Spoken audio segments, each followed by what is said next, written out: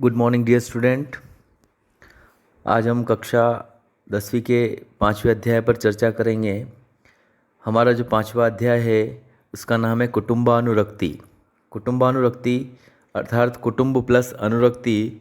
कुटुंब का मतलब होता है परिवार और अनुरक्ति का मतलब होता है प्रेम। परिवार के लिए प्रेम या अनुराग या कुटुंब के प्रति अनुराग, इसका हिंदी मतलब है। एक ब्रैकेट बना हुआ है रेड कलर का ऊपर, उसमें उस लेसन का जो है वो इंट्रोडक्शन दिया हुआ है, परिचय दिया हुआ है। उस परिचय में आपको मैं डायरेक्टली हिंदी के माध्यम से बता देता हूँ कि उसमें क्या बताया गया है। उसमें बताया गया है कि संस्कृत नाटककारों में प्रमुख महाकवि भास हुए हैं। उन्होंने नाटक के अंत में काव्य इस उक्ति को चरितार्थ करके 13 नाटकों की रचना की है। मतलब मैंने बोला है आपको कि संस्कृत नाटकारों में प्रमुख महाकवि भास हुए हैं जो नाटक के अंत में काव्य इस उक्ति को चरितार्थ करके 13 नाटकों की उन्होंने रचना की है। वे हैं जो 13 नाटक हैं, उसमें है दूत वाक्य, कर्णभार, दूत घटोत्कच, मध्यम व्यायोग, पंचरात्र, उरुभंग, अभिषेक नाटक, बालचरित, अविमारक, प्रतिमा नाटक, प्रतिज्ञायोग गंधरायण, प्रतिज्ञायोग गंधरायण और स्वप्नवासव दत्त और चारुदत्त, ये कुल 13 नाटक इन्होंने रचना की है। उसमें से एक नाटक आया है मध्यम व्यायोग। यह मध्यम व्यायोग रूपक से उद्धृत है। मतलब ये जो पाठ है उसका एक छोटा सा पार्ट मध्यम व्यायोग रूपक नाटक जो है उस नाटक के अंदर से ये लिया गया है। इसमें बताया गया है कि जब घटोत्कच कौन? भीम का पुत्र, और इसकी माँ का नाम था हिडिंबा। क्या नाम था? हिडिंबा। तो घटोत्कच जो है वो घटोत्कच जो है वो वध करने के लिए एक ब्राह्मण परिवार में गया, किसी को मारने के लिए एक ब्राह्मण परिवार में गया, क्योंकि इसकी माँ जो थी वो एक राक्षस कुल से थी। तो वो घटोत्कच भी एक राक्षस कुल का प्रवृत्ति का व्यक्ति था, लेकिन भीम इनसे अलग था। भीम इसके पिता थे और घटोत्कच उनका पुत्र और हिडिंबा इसकी माँ का नाम है। तो जब घटोत्कच वध करने के लिए एक ब्राह्मण परिवार में गया, क्योंकि इसकी माँ का आदेश था कि मुझे किसी मानव को खाना है, तो यह ब्राह्मण परिवार में किसी का वध करने के लिए गया। तब परिवार के सभी सदस्य, जो ब्राह्मण परिवार के सभी सदस्य हैं, अपने परिजनों और अन्य सदस्यों को मुक्त कराने के लिए, अर्थात मुक्ति प्राप्त करने के लिए, कैसे अपने प्राणों का त्याग करने के लिए उद्यत हो जाते हैं। मतलब एक को मारने के लिए आया, लेकिन पूरे परिवार को, अपने परिवार के प्रति इतना प्रेम है कि वो एक दूसरे को मरने नहीं देते हैं और स्वयं आगे हो जाते हैं, अर्थात उद्यत हो जाते हैं। परिवार के प्रति इतना उनका प्रेम है।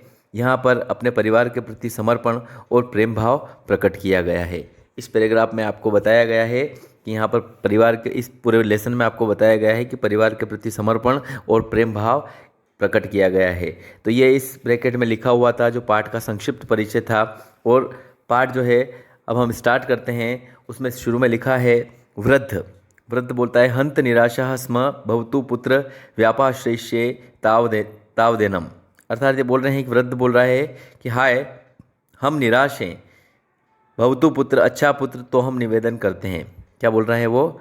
तो हम निवेदन करते हैं। तो प्रथम पुत्र बोलता है अलमलम परिश्रमेण, अर्थात निवेदन करने का परिश्रम मत कीजिए, अर्थात यह परिश्रम मत कीजिए। तो वृद्ध बोलता है पुत्र निर्वेद प्रत्यार्थिनी खलु प्रार्थना, अर्थात निर्वेद प्रत्यार्थिनी का मतलब होता है यह मुक्ति के लिए प्रार्थना है। अर्थात क्या बोल रहे हैं वो? कि यह मुक्ति के लिए प्रार्थना है। भवतु मस्तवत, भवतु मस्तवत, अर्थात ठीक है तो देखते हैं। भो पुरुष, अरे ओ पुरुष, अस्त्यस्मांकम मोक्षः, हमें मुक्ति मिल सकती है क्या? वो वृद्ध बोल रहा है हमें मुक्ति मिल सकती है क्या? कोई पुरुष जा रहा था, उससे बोल रहे हैं कि हमें मुक्ति मिल सकती है क्या? तब घटोत्कच वहाँ पर से निकल रहा है, वो बोलता है मोक्षोस्ति समयतः, एक शर्त पर मुक्ति मिल सकती है। वृद्ध बोलता है कह समय, अर्थात वह कौन सी शर्त है? तब घटोत्कच बोलता है अस्ति में तत्र भवती जननी, वो बोल रहा है घटोत्कच अस्ति में तत्र भवती जननी, जननी का मतलब माता, तत्र मतलब वहाँ, अर्थात वो बोल रहा है कि वहाँ पर मेरी माता है। तया अहमाज्ञप्त, अर्थात मेरी माता ने मुझे आज्ञा दी है कि पुत्र ममोपवास निसर्गार्थ मस्मिन् वन प्रदेशे कश्चिन् मानुष प्रतिगृह्य नेतव्य इति।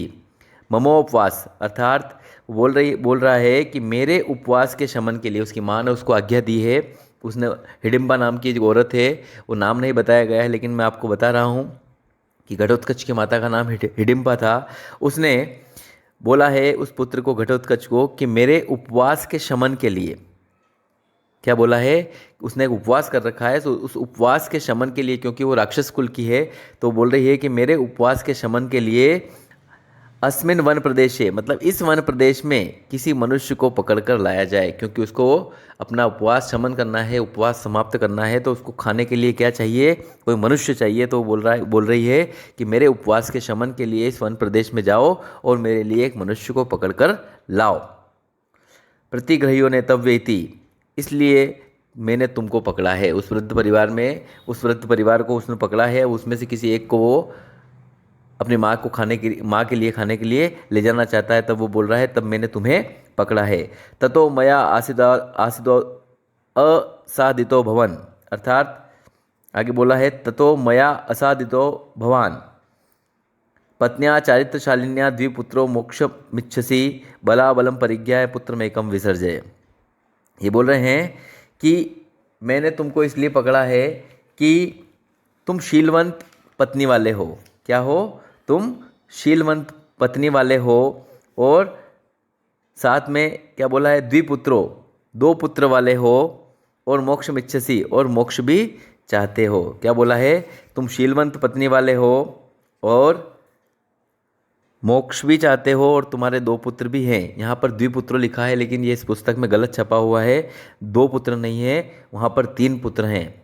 चूँकि अंत में बताया गया है तीन पुत्रों के बारे में, तो ये पुस्तक में गलत छपा हुआ है। तो आप सुनेंगे, तुम शीलवंत पत्नी वाले हो, तुम्हारे दो पुत्र हैं, मतलब यहाँ पर तीन पुत्र हैं, और तुम मोक्ष भी चाहते हो। वृद्ध क्या चाहता है? मोक्ष चाहता है।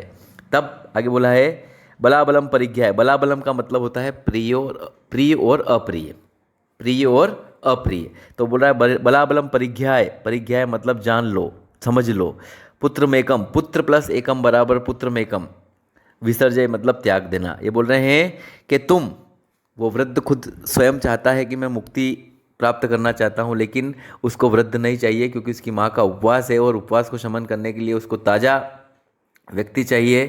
तो वो क्या करता है कि वृद्ध की तरफ नहीं, उन तीनों बच्चों में से, तीनों जो उसके पुत्र हैं उनमें से किसी एक का बोलता है कि तुम अपने प्रिय और अप्रिय, अर्थात श्रेष्ठ और हीन, जो आपको अच्छा लगता है उसको अलग कर लो, और जो हीन है, जो अप्रिय है इन तीनों में से, उसको देख लो और समझ लो। उसके बाद इन तीनों में से किसी एक पुत्र का त्याग कर दो, क्योंकि मेरी माँ वहाँ भूखी है। तब वहाँ पर मोक्ष चाहता कौन है? मोक्ष चाहता है वो वृद्ध, लेकिन उसको कौन चाहिए? घटोत्कच को उन तीनों बालकों में से एक बालक चाहिए, या उन तीनों लड़कों में से एक लड़का चाहिए। तो वो बोल रहा है कि आप में बलाबलम परिज्ञा है, मतलब आपका जो प्रिय है और अप्रिय है, इन दोनों में से देख लो, इन तीनों में से, और जो श्रेष्ठ है उसको अलग कर लो, और जो हीन है, जो आपके काम का नहीं है, इन तीनों में से वो समझ लो, और इन तीनों में से किसी एक का त्याग मेरे लिए, मेरी माँ के लिए कर दो। तब वृद्ध बोलता है भो राक्षसापदम किमहम ब्राह्मणम। ये बोल रहा है भो राक्षसापद, अर्थात हे क्रूर राक्षस, किम अहम ब्राह्मणम, अर्थात क्या मैं ब्राह्मण नहीं हूँ? ब्राह्मण श्रुतवान वृद्ध पुत्रम शील गुणान्वितम, अर्थात मैं एक श्रुतवान वृद्ध ब्राह्मण हूँ, अर्थात एक ज्ञानवान वृद्ध ब्राह्मण हूँ। पुत्र शील गुणान्वितम, और मेरे पुत्र भी चरित्रवान और गुणवान है। क्या बोला उसने कि हे क्रूर राक्षस, क्या मैं ब्राह्मण नहीं हूँ? मैं श्रुतवान वृद्ध ब्राह्मण हूँ, अर्थात ज्ञानवान वृद्ध ब्राह्मण हूँ, और मेरे पुत्र चरित्रवान और गुणवान है। पुरुषादस्य, पुरुषार्थ का मतलब होता है नरभक्षी, पुरुषार्थ का मतलब होता है नरभक्षी। तो घटोत्कच क्या है? नरभक्षी है, मतलब राक्षस कुल का है, वो लोगों को खा जाता है, इसलिए उसको नरभक्षी कहा गया है। संस्कृत में उसको पुरुषार्थ कहा कहते हैं। पुरुषादस्य दत्वाहम कथम निर्वत्ति माप्युनयाम, अर्थात किसी नरभक्षी को देकर, या मैं मेरे पुत्रों को किसी नरभक्षी को देकर आत्म शांति को कैसे प्राप्त करूंगा? क्या बोला उसने कि मैं निवृत्ति को अर्थात आत्म शांति को कैसे प्राप्त करूंगा? तो उस पूरी लाइन में लिखा है कि मेरे हे क्रूर राक्षस, क्या मैं ब्राह्मण नहीं हूँ? मैं एक श्रुतवान वृद्ध ब्राह्मण हूँ, अर्थात एक वृद्ध ब्राह्मण हूँ और ज्ञानवान वृद्ध ब्राह्मण हूँ। मेरे जो पुत्र हैं वो सारे चरित्रवान हैं और गुणवान हैं। किसी भी नरभक्षी को देखकर मैं कैसे आत्म शांति को प्राप्त करूंगा? तब घटोत्कच बोलता है, यद्यर्थितो तो द्विजश्रेष्ठ, द्विजश्रेष्ठ, द्विज का मतलब होता है ब्राह्मण और श्रेष्ठ मतलब श्रेष्ठ। ये बोल रहे हैं यद्यर्थितो अर्थात हे श्रेष्ठ ब्राह्मण, पुत्र में कम न मुंचसी, यदि तुम मेरे द्वारा मांगे गए एक पुत्र का, मुंचसी मतलब त्याग करना, यदि मुझे नहीं देते हो। ये बोल रहे हैं कि यदि तुम में मांगे गए एक पुत्र का त्याग नहीं करते हो तो सकुटुंब मतलब पूरा परिवार, क्षणेनेव मतलब एक क्षण भर में, विनाश, विनाश मतलब समाप्त कर दूंगा। अर्थात ये बोल रहे हैं, वो घटोत्कच बोल रहा है कि हे श्रेष्ठ ब्राह्मण, यदि तुम मांगे गए पुत्र में से किसी एक पुत्र का त्याग नहीं करते हो तो एक क्षण भर में परिवार सहित मौत के घाट उतार दिए जाओगे, अर्थात पूरे परिवार को एक साथ समाप्त कर दूंगा। क्योंकि मुझे एक चाहिए, अगर एक नहीं दोगे तुम मेरे मांगे गए हुए में से, तो मैं पूरे परिवार को मौत के घाट उतार दूंगा। तब वृद्ध बोलता है, एष एव में निश्चय, मेरा यही निश्चय है, कृतकृत्य शरीरम में परिणामेन जर्जरम, अर्थात मेरा शरीर कृतकृत्य हो चुका है, मतलब मैं बूढ़ा हो चुका हूँ।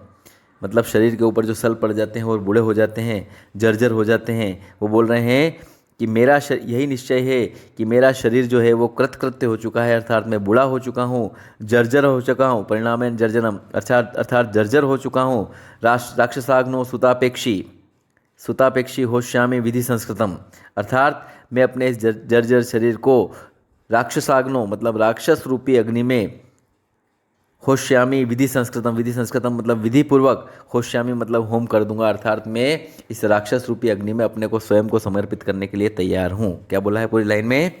कि मेरा यही निश्चय है कि मेरा शरीर जो है वो कृतकृत्य हो चुका है और जर्जर हो चुका है। मैं अपने इस जर्जर शरीर को राक्षस रूपी अग्नि में स्वाहा करने के लिए विधि पूर्वक तैयार हूँ, अर्थात मैं इस राक्षस रूपी अग्नि में कूदने के लिए तैयार हूँ या मरने के लिए तैयार हूँ। तब ब्राह्मणी बोलती है, उस वृद्ध की जो पत्नी है, उस ब्राह्मण जो है वृद्ध ब्राह्मण जो है जिसके 3 पुत्र हैं, उसकी जो पत्नी है वो बोल रही है कि आर्य माम एवं, अर्थात हे आर्य ऐसा मत कहो, पतिमात्र धर्मिणी पतिव्रतेति नाम, अर्थात मैं पतिव्रत धारण करने वाली एक पतिव्रता स्त्री हूँ। क्या बोला उसने उस वृद्ध को कि हे आर्य, अर्थात उसके पति को बोला उसने कि हे आर्य ऐसा मत कहो, मैं पतिव्रत धारण करने वाली एक पतिव्रता स्त्री हूँ। आगे लिखा है, ग्रहित फले नेतेन शरीरेणार्यम कुलम च रक्षितुम इच्छामि, अर्थात इस शरीर से मैं आपके कुल की रक्षा नहीं कर सकूंगी। अर्थात वो बोल रही है कि आप मेरे सामने यदि आप मर जाओगे तो क्या मैं अपने कुल की रक्षा नहीं कर सकती हूँ? मैं नहीं मर सकती हूँ, अर्थात आप ऐसा मत कहो, मैं एक पतिव्रता स्त्री हूँ, अर्थात मैं इस शरीर से अपने आपके कुल की रक्षा नहीं कर सकूंगी। तब घटोत्कच बोलता है, भवती ठीक है, न खलु स्त्रीजनों अभिमत इस्तत्र भवत्या, अर्थात हमें स्त्रियों की सलाह की कोई आवश्यकता नहीं है या कोई ज़रूरत नहीं है। मतलब वो बीच में जो स्त्री बोली उस वृद्ध की पत्नी, तो घटोत्कच बोलता है ठीक है, परंतु हमें स्त्रियों की सलाह की कोई ज़रूरत नहीं है। तब वृद्ध बोलता है, अनुगमिष्यामि भवन्तम, मैं आपकी बात का अनुसरण करता हूँ। घटोत्कच को बोलता है, कौन बोलता है? वृद्ध बोलता है कि अनुगमिष्यामि भवन्तम, कि मैं आपकी बात का अनुसरण करता हूँ, अर्थात आपने बहुत सही कहा है या ठीक कहा है। घटोत्कच बोलता है, आ वृद्ध स्वमपसर, अपसर का मतलब होता है दूर हट जाना। तब घटोत्कच बोलता है, अरे वृद्ध तुम भी दूर हटो। वो जो वृद्ध ब्राह्मण बोल रहा है कि तुम सही बोल रहे हो कि स्त्रियों की सलाह की हमको कोई आवश्यकता नहीं है। तब घटोत्कच बोलता है कि अरे वृद्ध तुम भी दूर हटो। तब प्रथम पुत्र बोलता है, भो स्तात ब्रवीमि खलु तावत किंचित, अर्थात हे पिताश्री मैं भी कुछ कहना चाहता हूँ। तब वृद्ध बोलता है, ब्रूहि ब्रूहि शीघ्रम, अर्थात कहो कहो शीघ्र, क्या कहना चाहते हो? तब प्रथम पुत्र बोलता है एक श्लोक में मम प्राणे गुरुर प्राणाय निच्छामि परिरक्षितुम रक्षणार्थ कुलस्याय मोक्तिमहर्ति माँ भवान, अर्थात वो बोलता है कि हे आर्य, मतलब पिताजी को बोल रहा है, हे आर्य मैं अपने प्राणों के द्वारा गुरुजनों के प्राणों की रक्षा करना चाहता हूँ। मतलब वो उसके लिए सब गुरु हैं, उसने सभी से कुछ सीखा है। तब वो बोलता है कि हे आर्य मैं अपने प्राणों के द्वारा अपने गुरुजनों की रक्षा करना चाहता हूँ, इस कुल की रक्षा के लिए आप मुझे मुक्त कर दीजिए। उस घटोत्कच को बोलता है कि इस कुल की रक्षा के लिए, इस परिवार की रक्षा के लिए और अपने गुरुजनों के प्राणों की रक्षा के लिए, अपनों से बड़ों के प्राणों की रक्षा के लिए और मेरे से मुझसे जो छोटे भाई हैं उन सबको बचाने के लिए आप क्या कर दीजिए, मुझे मुक्त कर दीजिए, अर्थात मेरे प्राणों को मुक्त कर दीजिए। तब दूसरा पुत्र बोलता है, बड़े से छोटा वाला, बीच वाला, 3 पुत्र हैं, तो बीच वाला पुत्र जो बोलता है, द्वितीय पुत्र बोलता है, आर्य माम एवं, अर्थात हे आर्य, क्या बोल रहा है, ज्येष्ठ श्रेष्ठ कुले लोके पितृणा च सुसंप्रिय ततो हमें यास्यामि गुरु वृत्ति न मनुस्मरण। अर्थात ये बोलते हैं, दूसरा पुत्र बोल रहा है कि हे आर्य, कुल और लोक में, अर्थात इस परिवार में और इस संसार में, कुले लोके, कुल और लोक में, पितृणा च सुसमप्रिय, पिता का जो बड़ा पुत्र होता है, जो भी पहले बोल चुका है उसके बारे में बोल रहा है वो बीच वाला, कि कुल और लोक में पिता का जो ज्येष्ठ पुत्र होता है वो श्रेष्ठ होता है। क्या बोला है, जो सबसे बड़ा होता है वह श्रेष्ठ होता है और सुसमप्रिय और सभी का प्रिय भी होता है। इसलिए गुरु के चरित्र का अनुसरण करके मैं ही जाता हूँ, अर्थात मुझे मुक्त कर दीजिए, मेरे इस बड़े भाई को छोड़ दीजिए, क्योंकि कुल में और संसार में जो सबसे बड़ा पुत्र होता है वही सबसे श्रेष्ठ माना गया है और सबका प्रिय भी माना गया है। इसलिए गुरु के चरित्र का अनुसरण करके, मुझे जो मेरे गुरु ने सिखाया है उस चरित्र का अनुसरण करके मुझे आप मुक्त कर दीजिए, अर्थात मैं ही जाता हूँ या मुझे आप मुक्ति दे दीजिए। तब तीसरा पुत्र बोलता है, आर्य माम एवं, अर्थात वो बोलता है कि हे आर्य, ज्येष्ठो भ्राता पितृ सम कथितो ब्रह्मवादी भी ततो अयम कर्तुमस्मयो गुरुणाम प्राण रक्षणम। अर्थात ज्येष्ठ भ्राता मतलब उस सबसे छोटे वाले के लिए तो दोनों बड़े भाई हैं, पहला वाला भी और दूसरा वाला भी, तो उसके लिए दोनों ज्येष्ठ हैं। तो बोलता है कि ज्येष्ठ भ्राता को ब्रह्मवादियों ने भी पिता के समान कहा है, अर्थात देवी देवता या भगवान ने भी बड़े भाई को पिता के समान कहा है। ब्रह्मवादिनियों ने, अर्थात अपनों से, जो ब्रह्मवादी भी मतलब जो देवी देवता लोग हैं, उन्होंने भी अपने से बड़े भाई को पिता के समान कहा है। तो तीसरा पुत्र बोलता है कि ज्येष्ठ भ्राता को मतलब बड़े भाइयों को ब्रह्मवादियों ने भी पिता के समान कहा है, इसलिए मैं गुरुजनों के प्राणों की रक्षा करना चाहता हूँ, अर्थात मैं अपनों से बड़े की, उसके माँ, पिता और दोनों भाई वो सब उससे बड़े हैं, उससे बड़े गुरुजन हैं, तो बोल रहे हैं कि मैं अपने गुरुजनों के प्राणों की रक्षा करना चाहता हूँ, इसलिए आप मुझे मुक्त कर दीजिए। तब घटोत्कच बोलता है, अहो स्वजन वात्सल्यम। अहो मतलब एक आश्चर्यचकित बात है कि अहो, विस्मयादिबोधक शब्द चिन्ह लगा हुआ है। अहो मतलब आश्चर्यचकित बात है। स्वजन वात्सल्यम, स्वजन मतलब स्वयं के व्यक्तियों के लिए, वात्सल्य मतलब प्रेम। ये बोल रहे हैं कि अपने व्यक्तियों के लिए कितना स्नेह है, कितना प्रेम है इस परिवार में, अपने लोगों के लिए, अपने व्यक्तियों के लिए कितना प्रेम है। अहो स्वजन वात्सल्य मतलब अपने परिवार के लिए, अपने व्यक्तियों के लिए या अपने परिवार के सदस्यों के लिए इस परिवार में कितना प्रेम है। इति निष्क्रांत सर्वे, और सभी वहाँ से प्रस्थान कर जाते हैं। यहाँ पर हमारा चैप्टर समाप्त हुआ। इसके आगे की कहानी इसमें नहीं बताई गई है, क्या हुआ है ये कुछ बताया नहीं है इसके आगे, और सब वहाँ से प्रस्थान करते हैं। और शायद यहाँ से आगे वो भी उसको छोड़ के चला जाता है कि परिवार के प्रति प्रेम को देखकर घटोत्कच को भी दया आ जाती है और वो वहाँ से प्रस्थान कर जाता है और सब वहाँ से प्रस्थान कर जाते हैं। यहाँ हमारा 5वां अध्याय कुटुंबानुरक्ति समाप्त हुआ। PDF के माध्यम से इसके प्रश्नोत्तर भेज दिए जाएंगे और मैं आशा करता हूँ कि आपको चैप्टर समझ में आया होगा। और आपको जो भी कन्फ्यूज़न हो, प्रॉब्लम हो, परेशानी हो, तो आप मुझे स्वयं सेल्फ नंबर पर मैसेज कर सकते हैं, मैं आपकी परेशानी दूर करूँगा। धन्यवाद। Good bye my dear student. घर पर रहें, मस्त रहें और तैयारी करते रहें। Good bye.